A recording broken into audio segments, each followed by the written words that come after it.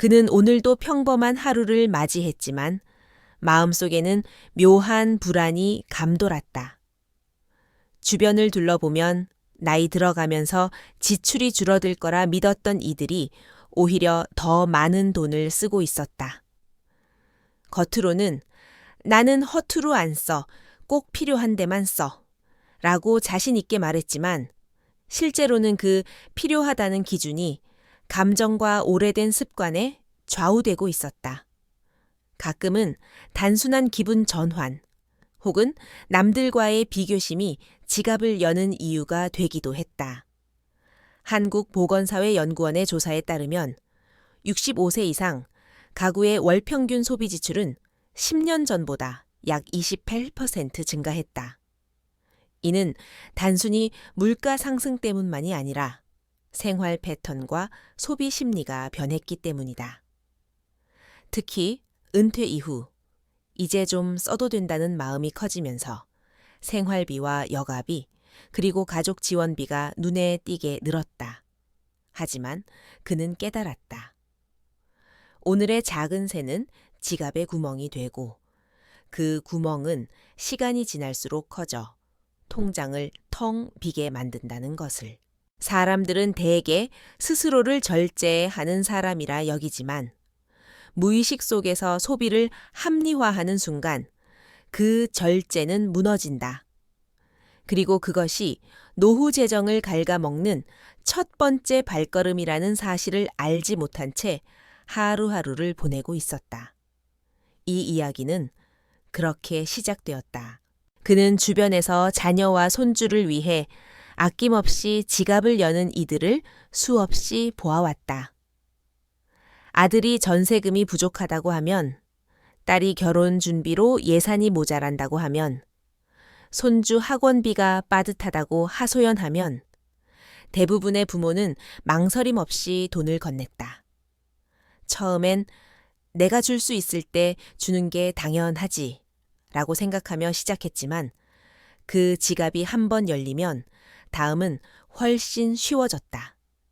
결혼 자금, 전세금, 자동차 구입, 심지어 사업 자금까지 이어졌다. 어느 날 돌아온 말은 엄마, 그동안도 다 해줬잖아. 이번만 더 였다. 사랑이 감사해서 권리로 바뀌는 순간이었다. 미국 심리학자 줄리 레스코프의 연구에 따르면 부모의 재정 지원에 자주 의존하는 자녀는 경제적 자립 시기가 평균 40% 늦어진다고 한다. 그는 이 말을 들으며 한국에서도 비슷한 일이 벌어지고 있음을 떠올렸다. 통계청 자료에 따르면 60대 이상, 부모 중 절반 이상이 성인 자녀에게 경제적 지원을 한 경험이 있고 그중 상당수가 자신의 노후 자금을 축낸 것으로 나타났다. 경제학자 애덤 스미스는 사람은 스스로 필요를 채우는 과정에서 가장 크게 성장한다고 말했다. 그러나 그는 알았다. 부모의 사랑이 때로는 자녀의 성장을 가로막고 의존을 고착화시키는 덫이 될 수 있다는 것을. 그래서 그는 결심했다. 자녀 손주 지원은 감정이 아니라 계획으로 해야 하며 그렇지 않으면 그 순간이 미래의 통장에 채울 수 없는 구멍을 남긴다는 사실을 잊지 않기로 그는 오래전부터 남의 시선이라는 보이지 않는 힘이 얼마나 강력한지를 알고 있었다. 모임에서 친구가 명품 가방을 들고 나타나면 주위 사람들은 감탄했고 그 순간 주인공의 마음속에도 미묘한 욕망이 스쳤다. 이 정도는 나도 써도 돼. 그렇게 시작된 허세 소비는 가방에서 시계로, 시계에서 구두로, 다시 옷으로 이어졌다. 사회심리학자 소스타인 베블런이 말한 과시적 소비가 바로 이 현상을 설명했다. 한국소비자원의 조사에 따르면 60대 이상 소비자 중 절반 이상이 주변 시선을 의식해 지출을 한 적이 있다고 답했다. 그는 또한 솔로몬 애시의 동조 실험을 떠올렸다. 틀린 답을 알면서도 다수가 고르면 따라가는 인간 심리. 소비도 다르지 않았다. 모임에서 모두 3만 원짜리 점심을 먹으면 혼자 1만 원짜리를 시키기 어렵다. 산악회, 동창회, 각종 취미 모임의 회비와 식사비, 기념일 선물까지 합치면 한 달에 수십만 원이 훌쩍 나갔다. 그러나 아이러니하게도 남들은 그의 지출에 그리 관심이 없었다. 프랑스 철학자 몽테뉴는 남의 눈을 의식하는 순간 자유를 잃는다고 했다. 그는 이 말을 곱씹으며 허세와 체면이야말로 통장을 가장 빠르게 비우는 칼이라는 사실을 깨달았다. 부러움은 하루면 사라지지만 그 부채는 수년간 남아 삶을 짓눌렀다. 결국 그는 결심했다. 남의 시선이 아닌 자신의 필요와 행복에 기준을 두고 소비하겠다고. 그는 TV 홈쇼핑을 스치듯 보다가도 이 제품 하나면 혈액이 맑아집니다. 한 달만 드시면 무릎 통증이 사라집니다. 라는 문구에 마음이 덜컥 흔들리는 자신을 발견하곤 했다. 나이 들수록 건강은 곧 생존이기에 불안은 쉽게의 지갑을 열게 했다. 문제는 그 불안이 과학적 근거와 무관하게 작동한다는 점이었다. 하버드 의대의 연구에 따르면 건강 불안이 높은 사람은 검증되지 않은 제품을 2배 빠르게 구매 결정을 내린다고 한다. 그는 실제로 모임에서 한 지인이 200만 원짜리 의료기기를 사서 집에 가져왔는데 뜯어보니 단순한 플라스틱과 전선 덩어리였다는 이야기를 들었다. 그러나 그 지인은 반품하지 않았다. 혹시 효과가 있을지도 모른다는 막연한 희망 때문이었다. 한국소비자원 보고서에 따르면 60대 이상 소비자의 건강의료기기 관련 피해 사례는 최근 5년간 꾸준히 증가했고 그중 절반 이상이 환불 불가 상황에 놓였다. 철학자 세네카는 우리는 현실보다 상상 속에서 더 많이 고통받는다고 했다. 그는 이 말을 곱씹었다. 몸이 아픈 것이 아니라 아플까봐 하는 걱정이 지갑을 먼저 아프게 만드는 것이다. 건강을 챙기는 것은 중요하지만 검증되지 않은 제품과 치료에 돈을 쓰는 것은 건강이 아니라 노후 재정을 해치는 행위임을 그는 뼈저리게 깨달았다. 그래서 그는 결심했다. 건강이라는 단어 앞에서만큼은 최소 하루 이상 생각하고 결제하겠다고. 그는 노년의 즐거움을 위해 여행을 계획하는 친구들을 보며 그 속의 숨은 위험을 간파했다. 살아있을 때 즐겨야지라는 말 아래 친구들은 해외 패키지, 크루즈, 골프 여행을 줄줄이 예약했다. 처음엔 이번 한 번이라며 카드 할부를 긁었지만 여행이 끝나기도 전에 다음 일정을 세우는 경우가 많았다. 한국문화관광경우원의 통계에 따르면 60대 이상 해외여행 지출액은 최근 10년간 2배 이상 증가했으며 그중 절반 이상이 카드 할부나 적금 해약을 통해 충당됐다. 그는 영국 소비심리 연구 결과를 떠올렸다. 여행 지출의 60%는 순수한 경험이 아니라 사진과 이야기로 과시하기 위한 목적에서 비롯된다는 것이다. SNS에 올릴 사진, 모임에서 꺼낼 대화거리, 남의 부러움이 여행의 핵심 동기가 되는 경우가 많았다. 그는 실제로 한 부부가 유럽 3주 여행을 다녀온 뒤 카드 명세서에서 2,200만 원이 찍힌 것을 보고 충격에 빠진 사례를 들었다. 돌아온 뒤 대화의 주제는 추억이 아니라 빚 걱정이었다. 더 무서운 건 여행 기준이 점점 높아져 작년엔 동남아, 올해는 유럽, 다음엔 더 비싼 곳을 가야 만족하는 소비의 사다리에 오르게 된다는 점이었다. 철학자 에픽테토스는 말했다. 내가 가진 것에 만족하지 못한다면 세상을 다 가져도 만족하지 못한다. 그는 알았다. 여행은 여유로 갈 때만 진짜 여행이며 무리해서 가는 건 통장을 비우는 관광일 뿐이라는 것을 그는 명절, 생일, 결혼식, 장례식 등 크고 작은 경조사에 초대받을 때마다 봉투에 넣을 금액을 고민했다. 나이가 들수록 체면이 있으니 너무 적게 넣으면 안 된다는 생각이 고개를 들었고 내가 형편이 좀 되니 인심을 써야지 라는 마음이 자연스레 따라왔다. 그러나 그 마음이 습관이 되자 매달 경조사 지출이 일정한 고정비처럼 자리 잡았다. 통계청 자료에 따르면 60대 이상 가구의 연간 경조사비 지출은 평균 300만 원을 넘으며 그중 상당수가 생활비를 줄이거나 저축을 해지해 충당한다. 행동경제학자 데니얼 카너먼은 사회적 관계를 유지하려는 욕구는 재정적 손실에 대한 경각심을 무디게 만든다고 했다. 그는 이 말을 실감했다. 관계가 끊어질까봐 손해를 감수하는 것. 그러나 냉정히 따져보면 돈 액수가 줄어든다고 해서 진정한 관계가 끊어지는 경우는 드물었다. 실제로 그는 한 지인이 1년 동안 경조사비로 500만 원을 썼지만 그 결과는 그 사람 돈 잘 쓰네 라는 평가뿐이었다는 사례를 들었다. 봉투 액수를 절반으로 줄였을 때 연락하는 사람 수가 변하지 않았다는 사실도 프랑스 철학자 라로슈프코는 말했다. 돈은 사랑을 살 수 없지만 사랑 없는 관계를 유지하게 만들 수 있다. 그는 깨달았다. 내 사정을 무시한 인심은 상대방에겐 잠깐의 고마움일 뿐 자신에겐 평생의 짐이 될 수 있다는 것을. 그래서 경조사 지출은 마음만큼만 그리고 계획 안에서만 하기로 다짐했다.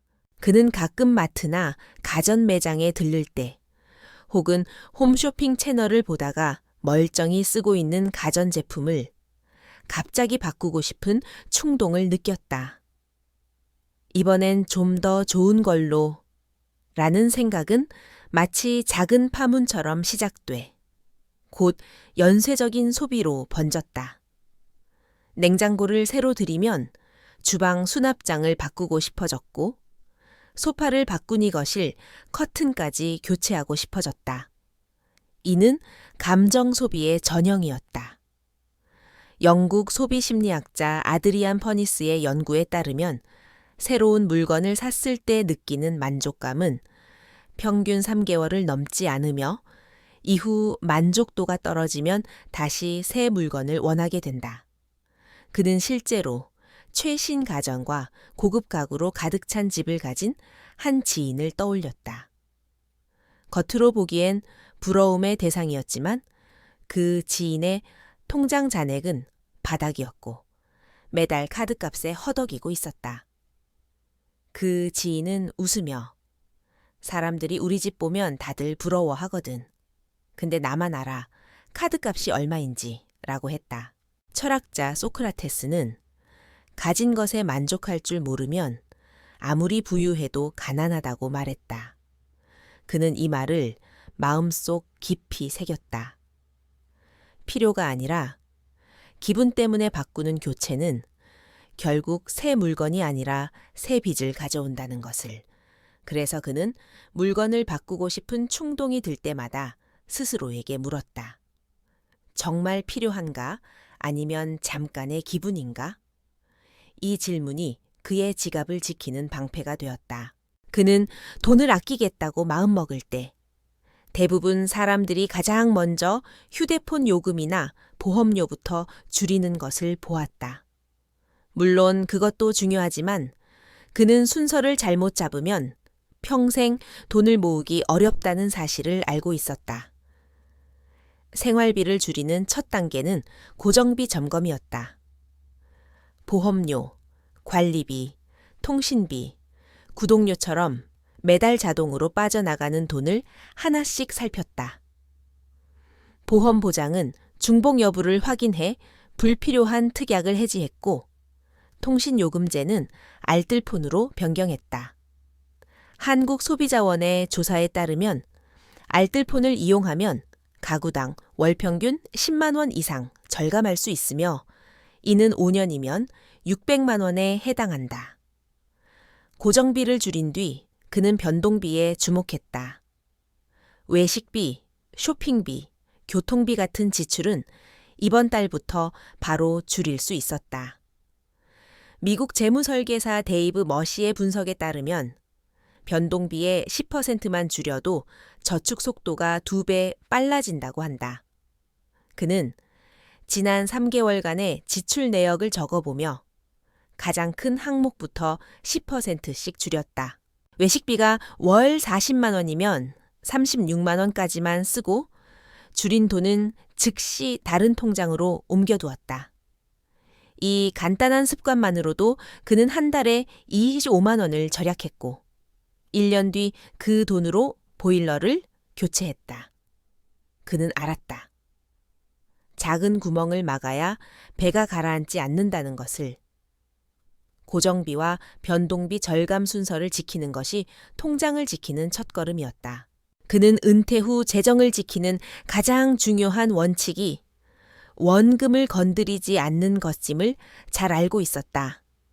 국민연금, 이자 수입, 임대료 같은 고정 수입 안에서 생활을 유지하는 것이 핵심이었다. 한번 원금을 쓰기 시작하면 마치 온기 한가리 바닥에 금이 가는 것처럼 겉으론 멀쩡해 보여도 속에서 서서히 재정이 새어나갔다. 한국금융연구원의 조사에 따르면 은퇴 후 5년 이내 원금을 쓰기 시작한 가구 중 70% 이상이 10년 안에 자산의 절반을 잃었다. 그는 두 사람의 대조적인 사례를 알고 있었다. 한 사람은 은퇴 후 매달 230만 원의 고정 수입 안에서 생활하며 10년이 지나도 원금을 한 푼도 쓰지 않았다. 반면 다른 사람은 생활비가 부족할 때마다 원금을 조금씩 쓰기 시작했고 불과 5년 만에 절반이 사라졌다.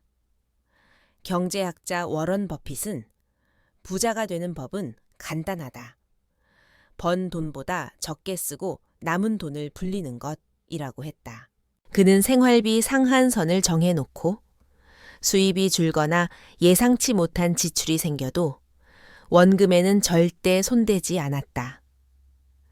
그 원칙이야말로 위기 상황에서도 버틸 수 있는 유일한 방패였다. 그는 깨달았다. 원금은 비상금이 아니라 마지막 버팀목이며 그 기둥이 무너지면 노후의 안정은 한순간에 무너진다는 것을 그는 소비를 결정할 때 지금의 만족보다 미래의 가치를 먼저 따졌다. 100만 원을 오늘 써버리면 거기서 끝이지만 연 15% 수익으로 불리면 10년 뒤 160만 원이 된다. 이는 오늘의 지출이 미래의 기회를 포기하는 선택이 될 수 있음을 의미했다. 심리학자 데니얼 카너먼은 사람들이 눈앞의 만족에는 민감하지만 미래의 더 큰 이익은 과소평가하는 현재 편향을 지적했다. 그는 이 함정을 피하기 위해 모든 지출에 5년 뒤에도 만족할까? 라는 질문을 던졌다. 특히 모임과 취미 활동에서 그 습관이 빛을 발했다. 산악회, 동창회, 노래 모임 등 4곳에 다니던 그는 회비, 식사비, 선물비로 매달 약 60만 원을 쓰고 있었다. 계산해보니 1년이면 720만 원, 5년이면 3,600만 원이었다. 모임 2곳을 줄이자 매달 40만 원이 남았고 그 돈을 1년간 모아 가족 여행 경비를 전액 마련했다. 연락하는 친구 수는 변함이 없었다. 그는 깨달았다. 오늘의 즐거움이 10년 뒤 짐이 되지 않게 하려면 기회비용을 인식하고 필요 없는 지출을 과감히 줄여야 한다는 것을. 작은 절제는 통장을 줄이지 않고 오히려 불리게 만든다. 그는 미소 지으며 다짐했다. 돈은 지금보다 미래에 더 크게 웃게 해줄 때 쓰겠다고. 노후를 무너뜨리는 건 한 번의 큰 사건이 아니라 작지만 반복되는 지출입니다. 반대로 노후를 지키는 것도 거창한 결심이 아니라 매일의 작은 선택에서 시작됩니다. 오늘부터 단 1만 원이라도 지켜낸다면 1년 뒤 통장은 완전히 달라질 것입니다. 미래를 바꾸는 가장 좋은 방법은 지금의 습관을 바꾸는 것입니다. 이 이야기가 여러분의 재정과 마음의 작은 변화를 일으키길 바랍니다. 끝까지 함께 해주셔서 감사합니다.